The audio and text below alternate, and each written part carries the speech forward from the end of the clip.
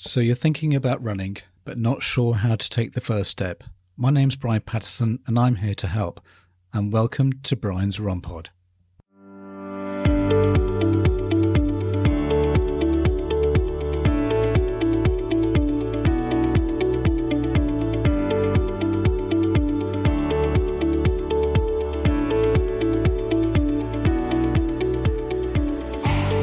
Welcome back to Brian's Run Pod, and welcome back to the final part of a series of 3 interviews with the professional running coach, Andrew Wren. In this final interview, Andrew starts off by explaining what is lactate threshold. Now, over to you, Andrew. To explain that is basically if your lactate threshold is higher, it means that you can. So your lactate threshold, I would tend to use lactate threshold pace and heart rate.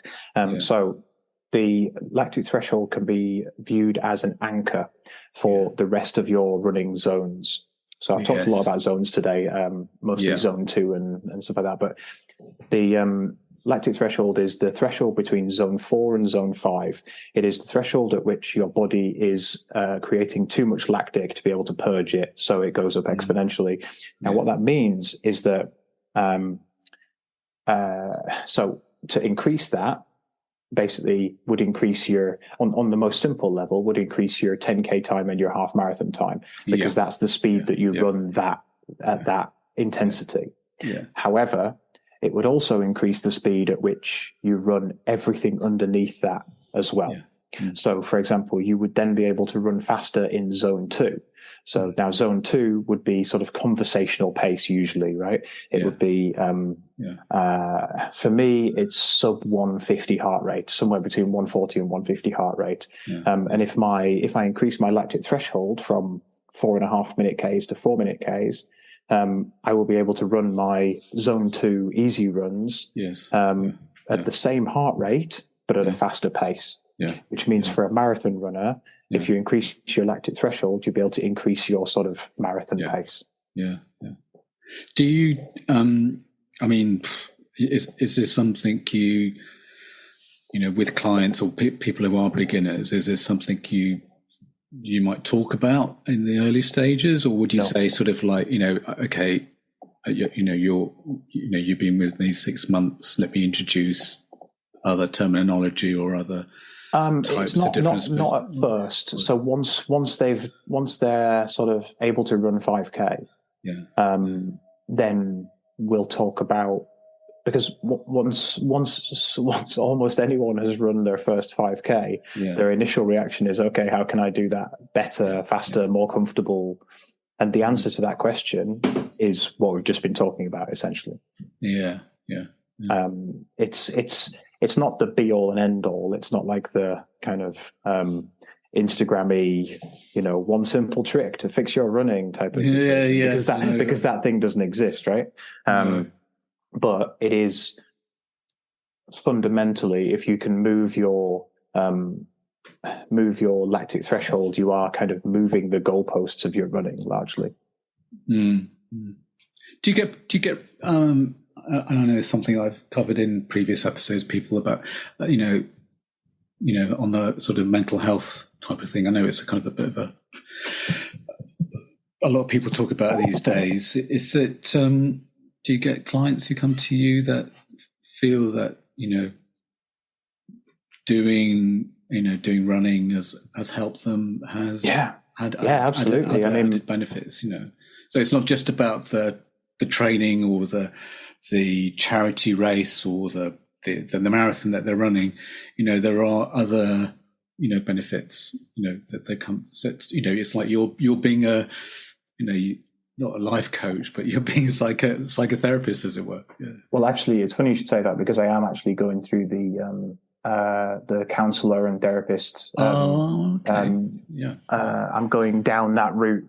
I've started on those qualifications. It's going to be like a 6-year process to go through it all, but I have decided to do that. But from just to address the question, yes is the simple answer, and it comes in many different ways, right? Like, you'll have people who will say like, oh yeah, like I've had some athletes and they're, especially over the past few years, right? Things have been tumultuous, right? And of course, but yes, having something which kind of anchors them is extremely useful. But I've had people who over the past year have had, I mean, genuinely, like, you know, those people who, when there are some people when you see them and you go, you're right. And then they give you a sort of slightly phobia off answer, and then you carry on with your day. There are a couple of my athletes where you're right, and they'll go, and you go, no, you'll stop and you'll turn to them and just go, are you all right though? You know, like, are you okay? Yes, because they've had like a really, really rubbish year, like for various different reasons. And they do tend to find that if they can focus on something that's like within their control, and something that they can do for themselves in an extremely direct way, I think that helps a great deal. I mean, I can't like, I have to respect professional boundaries. And the funny thing is, I actually coach quite a lot of psychology, like very eminent psychologists. Oh, right. So I do chat with them about this sort of stuff. But yeah, it's using their own psychology. But even on a simple level, I mean, people talk about this kind of runners, high, this endorphin rush that you get at the end of the run, sort of thing, and and that's just a very, small thing, because I know, I mean, okay, I'm doing a podcast about running, and every now and again, I hate it I hate going out the door and something like that, and then by the time, it's, I've done my 5K right now, or even like this morning, sort of thing.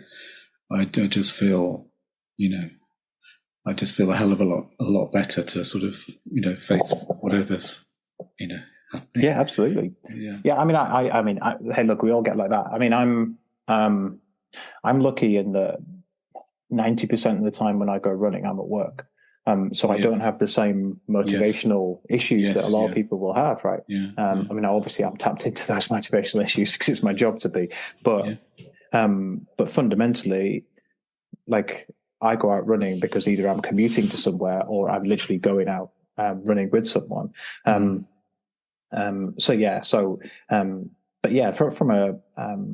both a sort of short term and medium and long term, it can have an extremely positive effect, both in a sort of, like, as you allude to, sort of a pure releasing endorphins perspective, but also just on a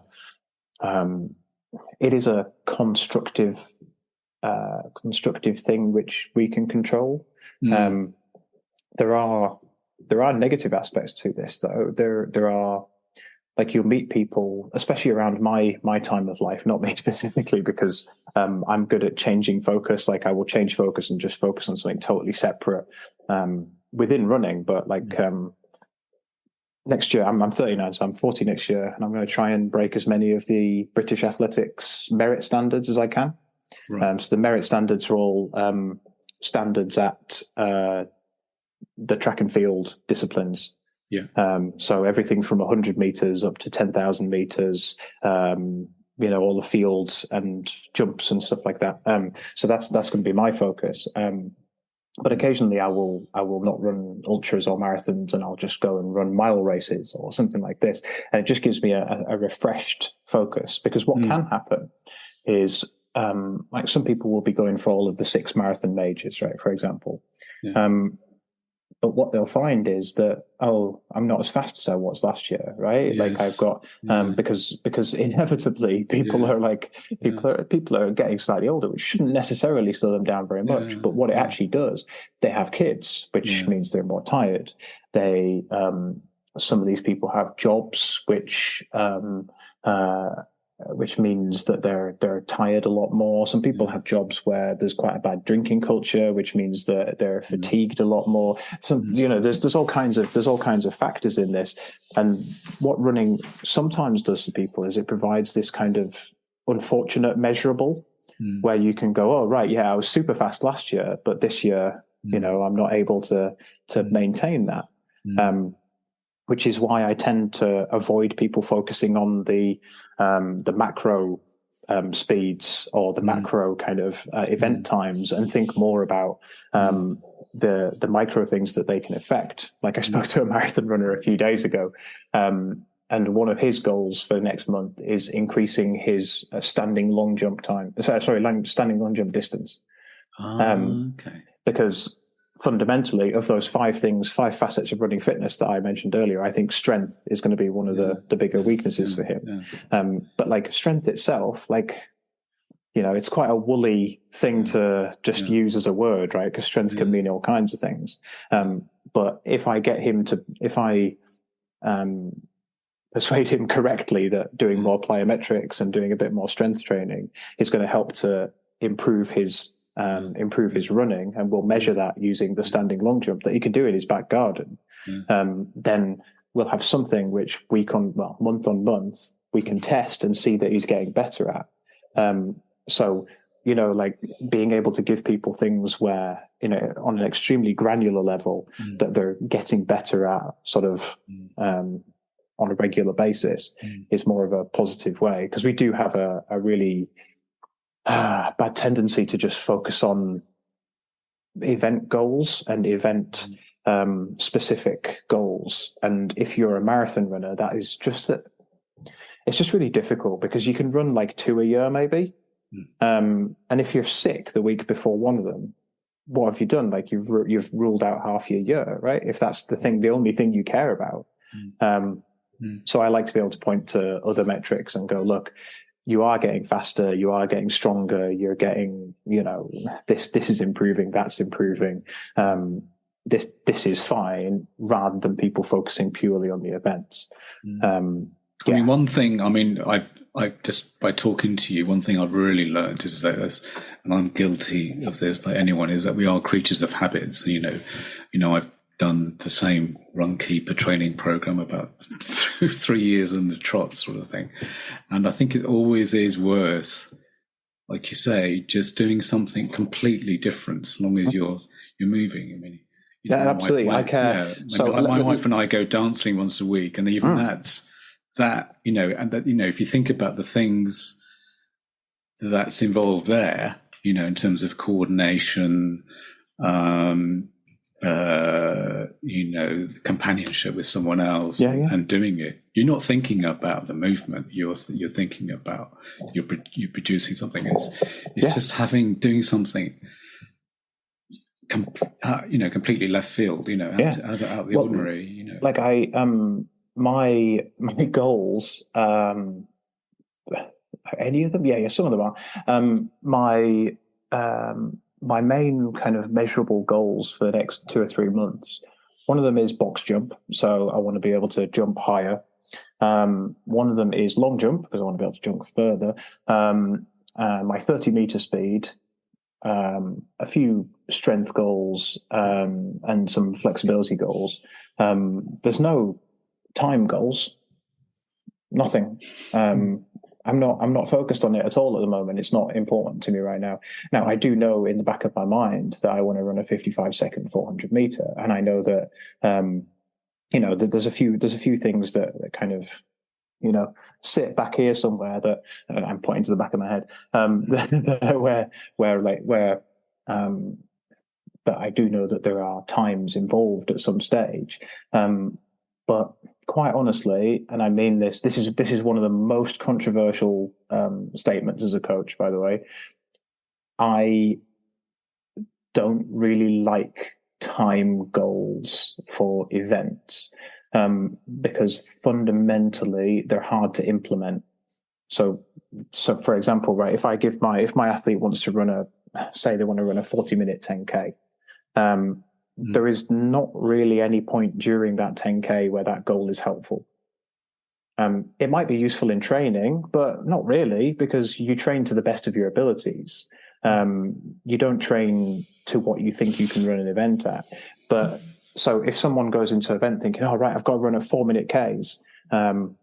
Well, okay, but I've never raced a single event where I've run at the same speed throughout. There'll be some people are blessed with an ability to run perfect splits, but not everybody is. So most of the time I'll go out too fast and I'll need to ease off, and then I'll be able to speed up at the end, which is a U shape, which almost all races are run in a U shape. Yeah. And what you'll find is that that your perceived speed will speed you up at some times and slow you down at other times, and those aren't necessarily the times when you should be speeding up and slowing down. I don't find that having time goals necessarily helps people. Sometimes it will, but not always. Especially in marathons. If you look at marathon results, there's big clusters around the hours, the half hours, and the quarter of an hours. Yeah. Now you can't tell me that's natural, but it's impossible to know whether that's speeding people up or slowing it down in every individual case. Yeah. But I to turn that into a positive, what I would tend to get my athletes to do is to learn how to race, or not just racing, learn how to run the individual efforts. So it's essentially, like, I'm big on compartmentalization. So if, for example, you're running like a 10K, I tend to split my 10Ks into 3 parts, 3.33 recurring parts, yes, right? Yeah. And so the first part, I know that I'm going to be full of adrenaline at the start. So I'm going to go out, I'm going to hammer it, and I'll probably run that first 3.3K in like 12 minutes or something like that. I'm going to run it too fast. But the important thing is that on that first checkpoint, I think to myself, I look at my watch, I see what the time is or what time I've taken, and then I look at any other data, like maybe my heart rate, not really massively important, but I will look at that.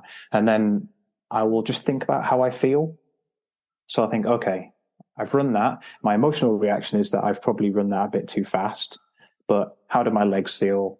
How do I feel psychologically? Am I breathing well? How is my posture? Various things which be different from person to person. But essentially, I'll think, okay, how do I feel? Should I go faster? Could I go faster? And then I will implement whatever I decide at that moment. Now, obviously, I'm doing this whilst running. And then, another 3K's time, I will go again. I'll look at that and I'll go, okay, right. Did I overcorrect? Did I? I will think about how I'm going to run it as I'm running it. And if you can not perfect, because there's very few people who've actually perfected that, but if you can get better at that system of actually asking yourself the right questions and finding the right answers to how you feel and how you should go, that's way more important than knowing what pace you should go. Because fundamentally, you might surprise yourself and you might actually be faster than you think you were, or you might surprise yourself and you might be slower than you think you are. Who knows, right? But I would rather teach my athletes to be better racers, or better, however you want to put it, better at running those efforts, than giving them really specific goals. I like my athletes to race quite a lot, and I mean from beginners on up. I like my athletes to race a lot. I like my athletes to do 1 mile races, to do 5K races, 10K races. Do the parents race at sports day for like timed, then you are putting a lot of pressure, maybe unnecessary pressure, on the athlete. Because they. I want to put them into a situation where they're under pressure, right, to themselves, just to.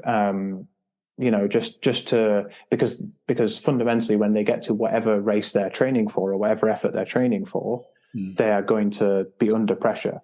So putting them under pressure and seeing how they deal with it in the lead up to it is going to be beneficial. Because if say you've signed up for a marathon and the first time you pin your number on is the morning of the marathon, the whole experience of that is going to be so alien. So I would rather people were a bit more used to it. Now I'm quite gentle with people for the most part in terms of like I'll often put I'll give them a rest week leading in. Every 4 weeks they'll get a rest week, and then I'll get them to do some kind of this is for people past sort of the 5K point. I'll get people to do like usually a park run or whatever it is. and I'll put something tongue in cheek in their plan, like 5K world records, etc., something like that. So they know that I'm not like enforcing anything. But yeah, I like people to go out and try and see what they can achieve. The other part of this, which is probably quite important, is that I like to normalize failure. I don't mind if people fail, and I want them to learn how to do it, and that they should stop minding. Because sooner or later it's going to happen, and ideally you get used to it sooner rather than later. I dropped out of an ultra marathon 2 weeks ago, and I don't care. It has not affected me psychologically. I do quite a lot of efforts to failure. So like it's. I want my athletes to feel comfortable with. I understand the pressure aspect, but like I want my athletes to feel comfortable with. Trying to do as well as they can and not quite managing it. Just a final question, but are there is there anyone that, or any coaches that you admire, or is there anyone that now you're asking? Yes. My favorite, I've got a couple. Weirdly, they're Americans. Jack Daniels is my favorite. Okay. I often find myself sending videos of Jack Daniels to my athletes. Now, the funny thing about Jack Daniels, he's not making whiskey then. He doesn't make whiskey. No. But he's been saying things since like the 70s and 80s. Maybe I'm overselling his age there. For a long time, certainly, that people are still not really listening to. He could be saying absolute nonsense. But like what I mean by that is like there's some things which are fundamentally accurate. Like the things that I will say about the long runs and people not running their long runs too fast. And there's one crucial nugget that Jack Daniels, great video where he coaches everyone from elites down to charity runners who are running their first marathon, and which is definitely the best way to set your life out, because having a variety is good. But he fundamentally says that one of the reasons he doesn't set many workouts by distance. So, for example, if you were getting a training plan off the internet, right, and it had distances of how far you're supposed to run, that is not universal, because if he gives, say, Kipchoge a distance to run, say he gives him like a 30K long run, and he gives someone who is running their first marathon for the British Heart Foundation, I should have said Battersea Dog Zone, the same 30 kilometers at low intensity. Kipchoge is running for 2 hours at most, whereas your charity runner is running for 4 hours. Now, why is your charity runner running twice as long as Kipchoge? You're giving someone the wrong. So there's some quite fundamental things which still are not heeded. Like you will still get loads of training plans which give a distance. Your body doesn't know how far you've gone. Your watch does, but your body doesn't have a clue, right? So we still haven't really transitioned to doing those workouts by like, okay, go out and run for 2 hours at low intensity. It's curious to me, but Jack has been saying this stuff for decades. And he said there's another coach you quite well, Joe Friel, actually. I like Joe Friel as well. He's a triathlon coach. He's the guy who started Training Peaks. There's quite a few actually. There's quite a few coaches that I really like, but I can't always remember all of their names off the top of my head. But what's he called? His surname's Hansen, and he's a sprint coach from Denmark. I really like him as well. mainly because he's modern. He's super modern. He's actually the current Danish national 100 meters champion. But he's an excellent coach because the way that he presents things, and he presents it online as well. That's why this is so unusual. Is in a balanced and nuanced way. Maybe it's maybe not a uniquely Scandinavian, but it is quite a Scandinavian way of working. He's very. It's very easy to get into the habit of just saying really definitive things on the internet. And there is basically no definitive running advice apart from stand up straight. That's one of the few that you can give everybody. But there's no real definitive running advice, and he's very good at saying like, look, this is I think this is the right way to do things. It's like if you're having a conversation with anyone, right? It's less confronting to say, well, I think such and such, or I feel this, right? It's a more whereas the way the internet works for clicks and stuff, it's much easier to go, yeah, this is the simple trick that's going to solve your running, etc., and so on, right? And he's much better at that. He's extremely good and rigorous, and very good. I like him a lot. I get a lot from him.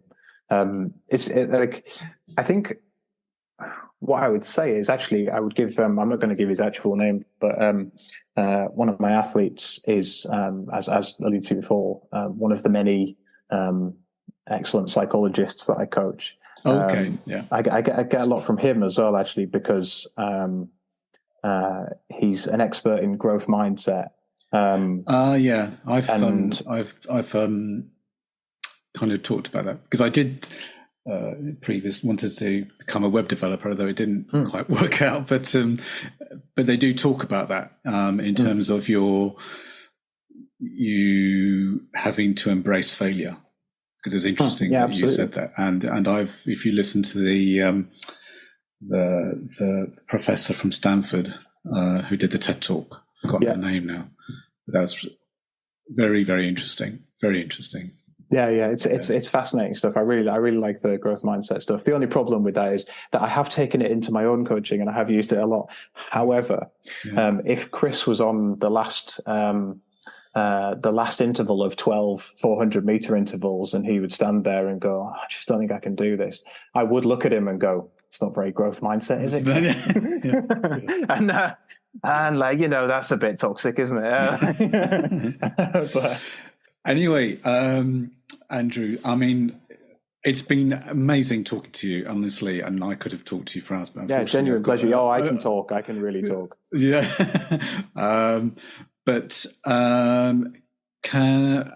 Do you have any kind of socials you want to promote? I know you've got a website. I absolutely don't want to promote my socials, right? Because my Instagram presence is entirely tongue in cheek. Right. Have a look at it. It's entirely like quotes that my athletes have said within sessions.